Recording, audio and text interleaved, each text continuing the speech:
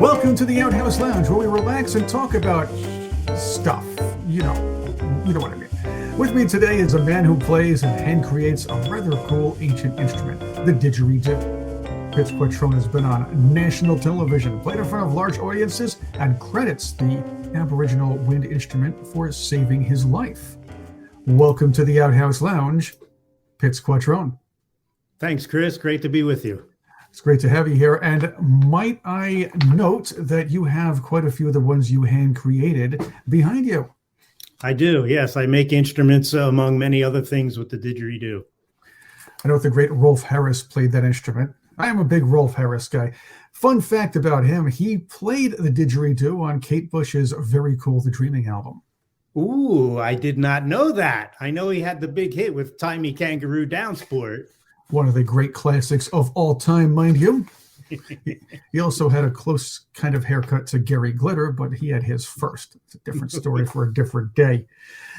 You were an entertainer for quite a while, Pitz, before partaking in the didgeridoo. What fascinated you about the instrument before you got to it? Well, the sound. Number one, the sound. It grabbed me. And I saw it in either the Coca-Cola Kid or the Crocodile Dundee movies in the 80s, a couple films that were pretty close apart. And I was like, wow, that sound, it just grabbed me like a magnet. And I needed to know more about it. You say on the very cool website that you have, that's this one here, Pitz on Dig. I like that. Pitzquattrone.com. The instrument itself, or playing the instrument, saved your life. Yeah, well, the instrument itself, it saved me. The didgeridoo came to me in a dark period in my 20s, and it gave me a healthy path, an alternative direction to where I was heading, which was bad things. So luckily I was awake enough to jump on this journey with the didgeridoo, and it's given me a healthy life. It's given me missions of sharing it with as many people as I can. And in turn, all that just evolved into a successful career. So I'm one lucky guy, and I owe a lot to that hollowed out tree branch. Not only does the didgeridoo have a calming, perhaps meditative effect, it does fit in rather cool. At least I note this listening to your demo reels and listening to some of your music. We're going to get to that later on. That it fits in with rock and jazz bands as well. Quite a versatile instrument. You're right. It is. I really believe that the didgeridoo is one of the top versatile instruments on the planet. And now I like to blend it in a lot of different things, and West African stuff, jazz stuff, funk, soul, R&B, rock and roll, psychedelic stuff. And a lot of that is included in my original music. But yeah, I really think the dig, it can be a nice foundation, the glue underneath everything. And it's also, you can play any kind of rhythm with the dig as well. Most people look at the dig and they hear the one sound, that wow, wow, wow. That's the one they're familiar with, but they have quite the range. In fact, they're made in quite the range too, kind of like saxophones are. Yeah, that's right. It's the dig, like any other instruments, the long, wider ones are going to give you a deeper, bassier tone, and the short, higher pitched ones are going to give you those high notes. And for the dig to basically make the correct sound, it needs to be about 4 feet long. If it's any shorter than that, there's not enough length inside. It's a hollow tree branch for the sound to resonate properly. And as far as length, I've seen some 7 or 8 feet long. They're very unusual. So the most common sizes are between 4.5 and 5, sometimes 5.5 feet. Between 4.5, 5.5 feet, they're the most common ones that you see. The only instrument that can be used as a quarterstaff. Dual purpose. Pitz Quattrone is with me on the Outhouse Lounge. Playing the instrument's rather interesting as well, because you have to keep the tone. I've understood that there are some as long as 10 feet, but you don't make them short, I see. So there can't be one of those Kenny G soprano didgeridoos, could there be? Well, yeah. I mean, like I said, about the shortest you can go is maybe 3.5 feet. but they're the high pitched ones. It's like a high F. But if you like to hear one, I can play one real quick for you right now, Chris. I'd love to hear something. Which one are you going to pull out there? This one I'm going to pull out. I made this from this. I live in Vermont, and there's this local weed that grows near the ponds and streams. It's called cow parsnips, and it's highly toxic when it's alive. So at the end of the year, what I'll do is at the end of the growing season, I'll wait till the first couple frosts hit. And then even then I harvest it with gloves on and long pants, because if the leaves touch you, it has these burning oils. So it's like poison ivy times 10. For those who are out there listening just now or kind of skipping around here, he's not harvesting weed. It's harvesting weeds so he can make this. You don't smoke this one. Oh, it's toxic, like you said. Well, the cool thing about this, it's cow parsnip is a nickname. It grows totally hollow, makes a great sounding didgeridoo. So I'll harvest it, bring it inside, let it dry out all winter. The following spring is when I start working with it. The didgeridoo harvesting season. Let's hear some.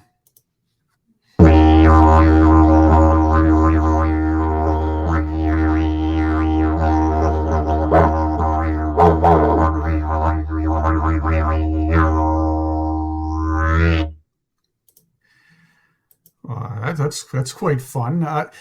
Again, you don't hear just one tone. You hear a lot of tones in one. How do you breathe when you play that thing? Yeah, well, you breathe while you play, and there's this technique called circular breathing, which is the most difficult aspect of playing the didgeridoo. But to get started, you don't have to circular breathe. You can do some nice basic rudimentary sounds in one breath. Later on, you can glue it together with circular breathing so you can play for as long as you like. Circular breathing, what it is in a nutshell. So let's back up to how do you get the original sound? It's your lips flapping inside, like that resonates down the didgeridoo to create that drone. That's your foundation of sound on the instrument. Once you get your lips going and your drone happening, you forget about it and you're just on autopilot. So when I'm playing, eventually I'm going to need some air for my lungs so I can keep going. So what I do, circular breathing in a nutshell. So I'm playing, I catch some air in my cheeks on its way out. And with my cheek muscles alone, I squeeze in to empty my mouth full of air. So I'm not actually breathing out. I'm just emptying my mouth with the cheek muscles. And that split second, as my cheek muscles are squeezing in, I breathe up my nose for my lungs. So when I'm playing, I'll have to do that 2 or 3, maybe 4 times in a row, because that little burst of air, it's really not a whole lot. So I need to refuel my lungs with air, and I'll do it repetitively 3-4 times. I've played the baritone and tuba throughout my life, as well as the trombone and other instruments, but the tuba is kind of like that. You have to breathe through your nose while you're trying to play. The thing is, though, we were always told never to puff our cheeks or pull them out, but that's imperative for a didgeridoo player, I'm understanding. Is that what you're telling me? It's imperative for circular breathing. So, yeah, and I understand the instruction behind that. Don't puff your cheeks out when you're playing a brass instrument. It's the same thing on the didgeridoo, because if you want the real clean tone, your cheeks are in. But when you go to breathe, you have to puff out your cheeks, and then as your cheeks are squeezing, the air's going up your nose. But your cheeks are always first, like that. Do you have any special techniques? I understand that some of the players have techniques. You do change the tone, but how do you play at the most optimal level you can? Do you have any, and I'll ask it again, any extra techniques or any special techniques that you use? Well, number one is for everyone, you must relax. You got to relax to get that initial drone. Step one, calm and mellow. And if you play tuba, the embouchure is very similar to what a tuba player does, or even a trombone with the slide all the way extended. So that's step one, relax. And then the next thing you got to really be aware of is what your tongue is doing, because your tongue can move forward and back inside your mouth to bend the pitch. You move your tongue forward and there's less air inside, so the sound will be higher, less air, and then you move it back and it goes back down low. Then the next thing we can add is your voice. So you got the drone going, but now you can sing, vocalize over the drone. So you can harmonize, unison, whatever you want to do. And going back to the Aboriginal traditional use, it's the Dig player's job to imitate the sounds of what's happening in the story that's being told. There's a singer or a person speaking the story, telling the story, and then there's dancers imitating the movements of what's in the story. And then it's the Dig player's job to make the sounds of what's happening, all nature sounds, what's happening in the story. It's the original sound effects machine. As far as making these things, you don't just go to Walmart and order them, or Amazon and order didgeridoos. I think you can do that. Not the Walmart. I don't think Walmart sells didgeridoos. Not yet. Maybe Amazon does, or the Digeridoo store. Didgeridoos are us. You don't just go there and play and buy them and say, here's like $39,000 to $4,000. I'm buying it. You make them yourself. You explained how you made the one. In general, what goes into making these things? Well, structurally, a didgeridoo is a hollow tube, and it can be made out of any material as long as it's a hollow tube, 3.5 to 4 feet long. Cardboard tubes, plastic plumbing pipe. I don't mess with those synthetic materials. I use any natural material, mostly one particular tree that's called Paulownia or a princess tree. And that's this one over here that you see, the one on the end, the painted one. That one, it's a hollowed out tree branch. So the really nice thing about this particular wood is the first 2 or 3 years of its life, there is a natural tunnel all the way in there because it hasn't closed up yet. So what I do is with a big long drill bit, 54-inch drill bit, I'll go in one end and then flip the dig around, and then I'll go in with the drill bit from the other end to complete that tunnel. So now we have the tunnel. Then the next step is to shape the mouthpiece end and also shape the bell end, or the flaring out end where the sound comes out of. This instrument was originated, at least credited to be originated, by the Northern Australian Aborigines, where the Aborigines were located in what we now know as Northern Australia. There are tribes in the Western Hemisphere that have had similar instruments as well. The Mayans. There are. But the didgeridoo is specifically credited to the Aboriginal people, the original people of Australia. Those other instruments, they're a little bit wider mouthpiece opening, and it's a different embouchure that you use to play those. Like there's some in Haiti and South America. They look like a dig, but structurally, the mouthpiece is very different and the playing technique is different. A lot of experts, musical experts, consider the didgeridoo to be the world's oldest musical instrument. And no one really knows how old it is.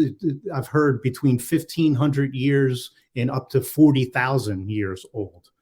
So yes, it's definitely an Aboriginal instrument from Australia, and it comes from an area called Arnhem Land. If you look at the map of Australia, right smack in the middle, all the way up is the city of Darwin. Just east of Darwin, you'll see an area called Arnhem Land. That's where the didgeridoo was born. Pitz, I've talked to people, and with my old show, the Revenge of the 80s radio show, I may bring that back, but that's a different story for a different time. I've often thought that we should bring more bassoons and tubas back into rock and new wave and all sorts of great music and pop music. You do that. You bring it back in. You record your own stuff. Yes, you do. One thing I must say, though, I don't know if you're familiar with the Young Einstein movie from 1988. I believe it was 1988, starring Yahoo Serious. There was the very end of that where he comes back Einstein comes back triumphantly after his patent and everything else, and makes a lot of money for his family. The whole crowd of his townspeople come in, and he sings, or at least he lip syncs, "Mental as Anything's" version of rock and roll music from the Beatles. That's what it was. So it's like he was singing, playing that guitar he invented. Somewhere in the middle of that, there was an Aboriginal tribesman that he knew who played the didgeridoo, and just like right in the middle of it. And it was just great. He's like signaling to Einstein. I loved that part. Unfortunately and sadly, they left that out of the soundtrack, just keeping the original track in. Wow, I didn't know that about that movie. I'll have to go back and check that scene out. I'd love to see that and hear it.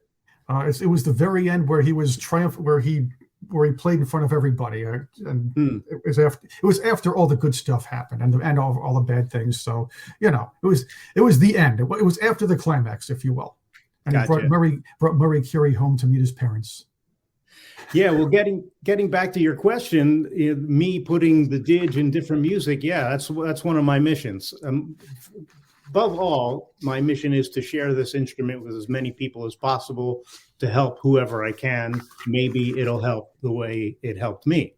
But I'm not an Aboriginal guy from Australia. I grew up in suburban Philadelphia, so that's my roots, but I play this really old ancient instrument. So rock and roll, funk, Motown, the Philly sound, all those things are what I grew up with. So what I do is I put this old instrument in these new kind of music or different types of music. I want to point out an injustice here, because you do record your own music. I decided to go listen. I enjoyed it. I did find out something that I didn't like, and I've been on record saying most of today's late night talk show hosts are complete morons. Don't like them. They'll never be as funny as Carson. Of course, it's very hard to be as funny as Carson. They're not even going to be as good as Leno or Letterman. There's one of them, and I forgot which one did it. He put one of your really cool songs on this awful song list or something like that, and said never to be played, the never to be played playlist. It's called Electric Tan. I happen to like that song. I recommend anybody who listens to this or watches this video gets it on Bandcamp and supports Pitzs over here. But this is, not only does it have that rockin' picture of you sporting the didgeridoo with the cool vest, but it's a great song, and it's also a public service announcement. That's right. It's my skin cancer prevention number, and I think, doesn't every didgeridoo player have one of those? Yeah. But hey, you know who else played that song, Chris? You might really dig this. Is Dr. Demento. Well, Dr. Demento is a genius. He is one of the great DJs of our time. I grew up listening to him. I went to college listening to him. I've played his programs on radio stations I've worked with. Yes, he is a superb genius and knows talent when he sees it. This was a great song. I really enjoyed it. You have a lot of music, and you do mix styles. Tell us about your music. Well, my music, like I said, I grew up outside of Philly, so and I like to have fun. I have some serious songs to talk about some dark issues, but mostly the bulk of my stuff is positive and fun and upbeat. So, and my musical heroes are Spike Jones, Weird Al, Frank Zappa. So those influences are all over me. Those are some of my favorites. I also liked Kavanaugh. That guy. There were a lot of great talents that. You know who I liked? What was his name? The guy from the 50s, Tom Lehrer. Oh, he's fantastic. 50s and 60s. Tom Lehrer was a genius. Played the old timey music, but all the songs were fantastic, funny. I still listen to him to this day on a regular basis. Me too. I recently came across this really cool performance of his, and I think it was in the early 60s, and he was in Copenhagen. Have you seen that one? I'm not sure if I've seen it. I've seen a lot of his videos, and I will say that it was Dr. Demento that opened me up to him. Me too. But, you can watch a lot of his stuff on YouTube as well. Yeah, so I got all those wacky influences on me.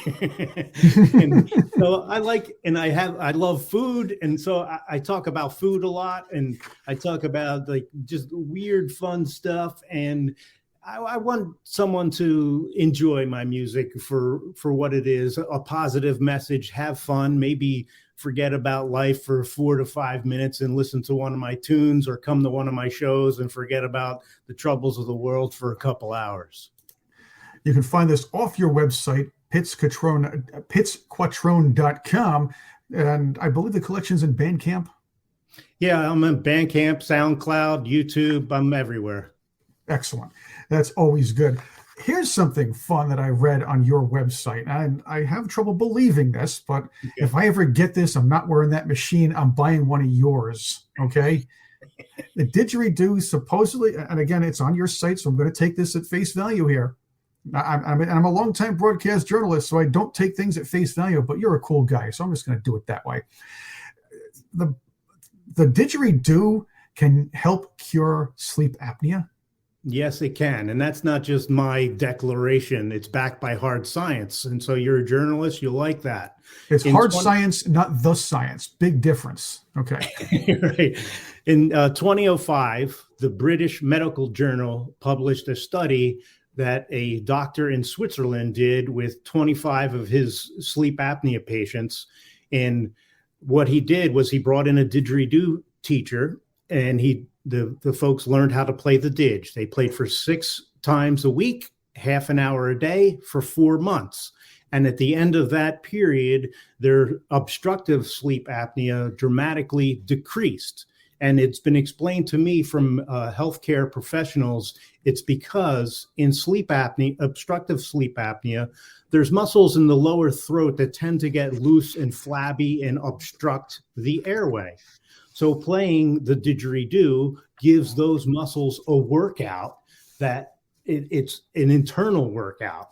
So you get those muscles back into shape eventually, and they're nice and straight and taut, so they're no longer in the way, obstructing the airway. You learn something new every day. And again, you don't have to go through all this kind of machinery that you have to put over your face. Pick up a didgeridoo. It's probably not even, I wonder if health insurance will cover a didgeridoo if you have sleep apnea. That would be a nice thing, wouldn't it? We should call Oxford and United, Blue Cross Blue Shield and people like that. How about that? That'd be great. Hopefully that becomes something someday, but it's taken forever for them to just, I guess, consider acupuncture. And acupuncture has been around for thousands of years. Yeah, I don't like needles, though. I'd rather play the instrument. If that can help me with pain, I'm in. Okay, there we go. You're also the didgeridoo adventurer. Okay, yes. I want to get into that too, because you travel around the world and you play in concerts, but you show people how to play. You teach people. I'm sure you've been to a lot of big concert halls, but you also take time to go to third world countries. Yeah, I do. Basically, I get invited to these places. I get contacted. Hey, Pitz, you want to come to Africa? Pitz, you want to come to Greenland? Why not? Yes, the answer is yes. How can we make that happen? So last week I was in California, and I visited a couple schools, and went in elementary school. I did a 5-day residency. And what we did with the kids is they make instruments out of a cardboard tube, and they decorate them, and they put beeswax for the mouthpiece because it's a real wide instrument. You got to shrink the end down for the mouthpiece. So, and then we learn different songs throughout the week. And at the end of that week, we do a performance for the whole community. And another school I went to, it was a prep school, and I did kind of like a combination educational assembly / performance. So that was a one-time deal for an hour. I did that. But getting back to your question, yes, let's go to Senegal, Pitz. I want to take you to Senegal, and we're going to perform with the top players in the country, and we're going to go around to different concert halls, schools, retreat centers, and it was so cool because I'm basically a white guy in Vermont bringing this ancient Aboriginal instrument from Australia to Africa. You're bringing the world together. Isn't that important? That's it. You're doing what everybody wants to do. Bring everybody together. I want to hear about Greenland. I've always wanted to go there. How was it there? I know it's very obviously cold, but there's some beautiful sights, beautiful glaciers over there. Yeah, no doubt. I went to a small little village. It's actually an island called Umanak, and you have to go to Copenhagen and then go to the bottom of Greenland. And then I took 3 helicopters rides to get there. But anyway, I was invited up there to go to this children's home. It's basically what used to be called orphans. And there's a lot of native kids up there who have bad family situations. And so this really incredible Danish woman set up this home for kids. And there's kids from like 4 years old all the way up to 18. And so I got invited there to spend a couple weeks with the kids there. And I brought a bag full of blank didgeridoos with me. And the kids decorated them up. We played, I taught them how to play. And then again, at the end of that time period, we put on a concert for the community. So it's on top of the world, basically. It really is. Where I went, that village Umanak, it's 230 miles north of the Arctic Circle. So it's what the director told me, it's the furthest north children's home on planet Earth. And I hope you brought a coat. But I guess you're used to the cold weather living in Vermont anyway. Yeah, I did. Right. I live in Vermont, so I did. I brought my best, my top level cold weather gear with me, and I was fine. You know, we stayed in the house, and it's warm and everything. But going from building to building, it's tricky. And then we went out on dog sledge rides, and you go out on the sea ice for miles and miles. It's really wild, and there's 8 to 10 dogs just pulling you, and there's a driver and you. You know, that's really all the weight that all these dogs can pull. But it's incredible because you don't hear anything except the dogs barking and the sled rails crushing over the snow. I'm sure you had to befriend the dogs by bringing a load of milk bone with you. You'd store it in the didgeridoos for a while, and then when you're all done, by the time you get there, it's all hollowed out again. There we go. So you're brilliant. Always thinking of something. I can launch the milk bones out the didge by blowing them. The milk bone cannon.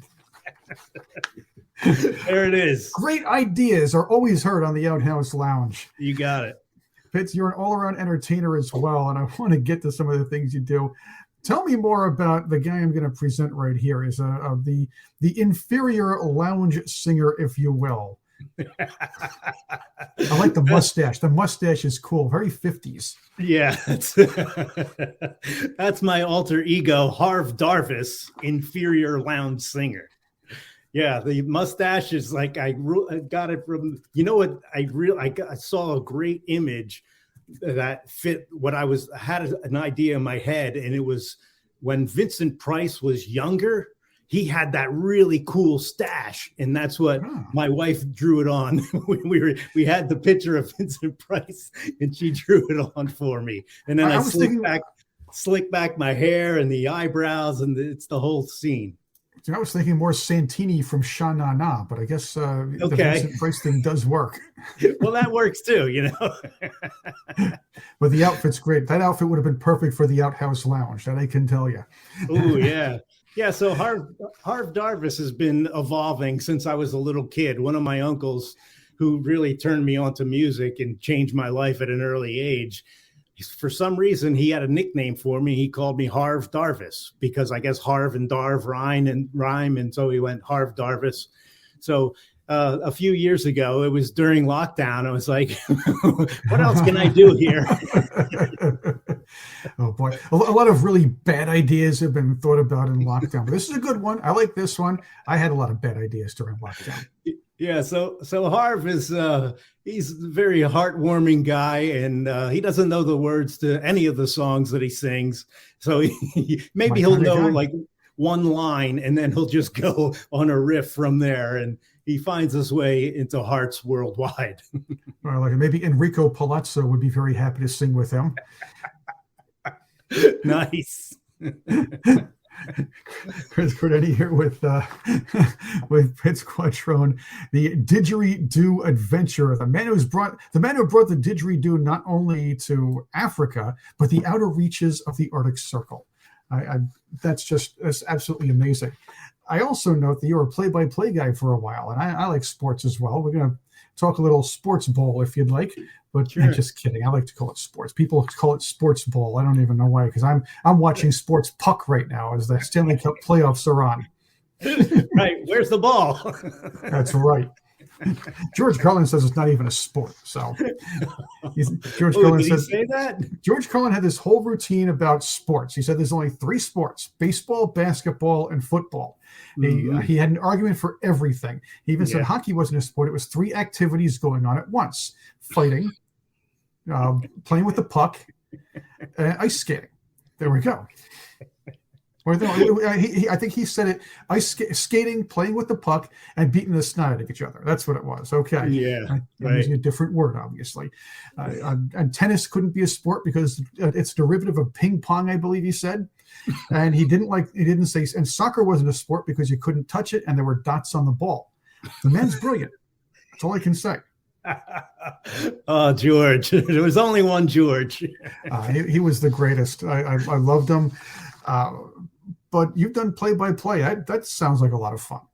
It is. 2 of my favorite things are sports and music, and like hockey and football are my top sports. And yeah, I've worked in a lot of radio jobs, and one was play-by-play guy for high school ice hockey in this area of central Vermont. I'm pointing out my window. I don't know why, but in central Vermont, in hockey is taken very seriously in Vermont. I could imagine that. Although you're a near Philly guy, so I suppose that your team is unfortunately missing the playoffs this year. That's yeah. Well, hey, my Devils are finally in the playoffs at the time we're recording. They're 2-2 now at the time we're recording it against the Rangers. So they could be out of the playoffs by the time we're playing this, but it's nice to see them in there for the first time. And I guess since 2017, right? Wow. Has it been that long? It's been a job for a team that was a championship caliber or at least a great contender for 14, 15 years and on and off slightly after that. They were kind of ruined for a while after Zach Parise left them. He wanted to go to his home city or home area in Minnesota. So I get that. Yeah, I understand that. But the fact is, it did set them back for a long time. But the good thing is he got all his first-round picks. If your Devils are hanging tough with the Rangers, that's something, because the Rangers are top. They're really tough. Well, as you know, they're not due to win a Stanley Cup until, I believe, 2048, if I'm correct, as the pattern goes, right? Yeah. Well, my Flyers, they've been waiting since 75 to get another one, so it's been a while. Pitz, once again, your website and where people who are watching and listening to the show can find more out about you and your didgeridoos, and maybe where to see you play. Yeah, sure. My site is my name, and it's a funky one, so I'll spell it for you. It's Pitz, and my last name Quattrone, PitzQuattrone.com. Or if you just Google, search around for Digeridoo, Vermont Dig, Pitz Dig, all those things, I'll be the first 150 things that pop up for you. And yeah, all that information that you asked about is on my site: the calendar, different instruments, where I'll be playing, and also different school educational stuff. So I do a lot of educational things with the didgeridoo, and it takes me to a lot of those places that we described. Excellent. And thank you very much for being with us, Pitz. And thank you all for being with us on the Outhouse Lounge. That's right, the Outhouse Lounge. By the way, if you are sticking with us here, we have our store up, and you can find that on our website, theouthouselounge.com. You can get the light's not doing well. A nifty Outhouse Lounge mug or some other cool merch from us. We got that going, and really, that's you know what? We have more coming too. It's a small store now, but more is coming. You want to check it out. Buy our merch, support what we do.